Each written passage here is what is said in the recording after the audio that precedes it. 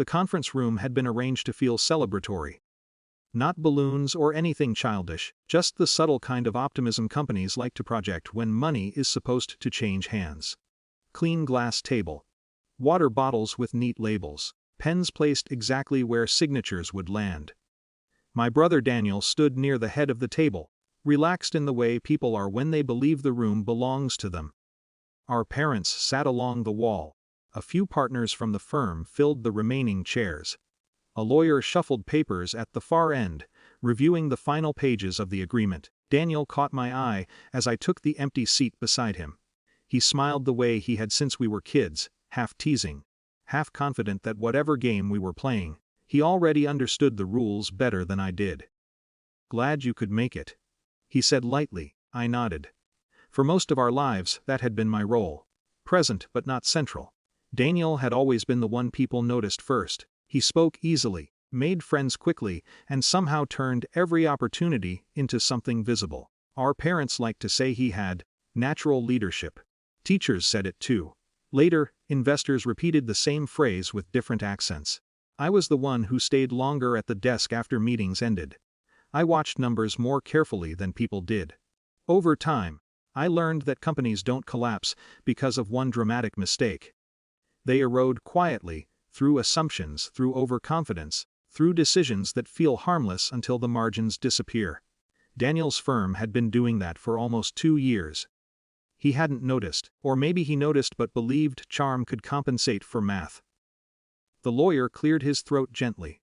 "We're just waiting for the final confirmation from the holding group," he said. Daniel waved a hand dismissively. "Routine stuff." Then he leaned back in his chair and tapped the table lightly with his pen.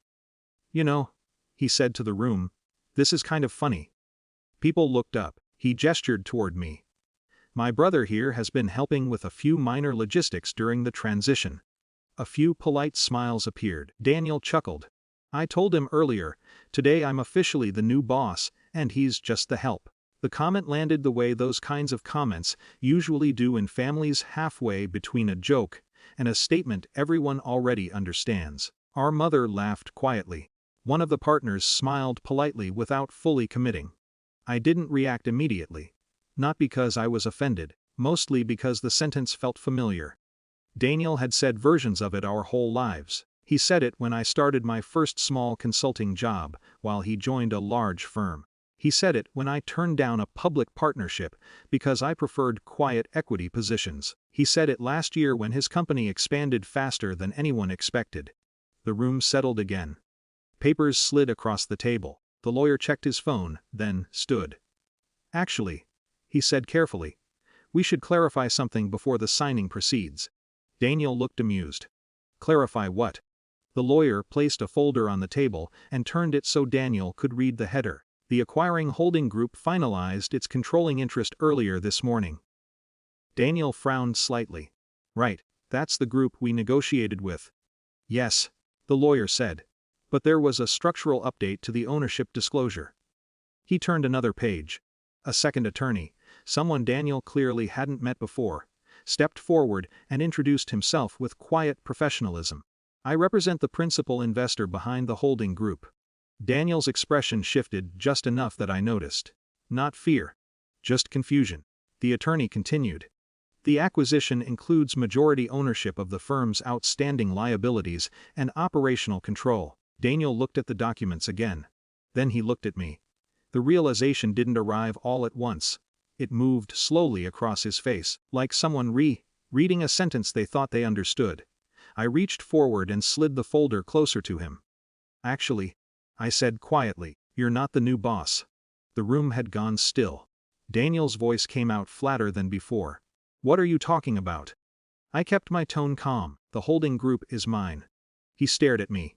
For a moment no one moved, not our parents, not the partners, not the lawyers. Just the quiet sound of paper being adjusted as the attorney clarified another page.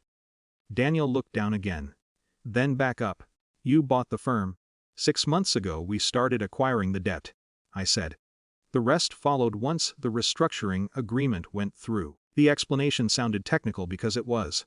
No dramatic takeover. Just patience. Daniel leaned back in his chair. The earlier confidence had drained from his posture, But he wasn't angry. Not yet.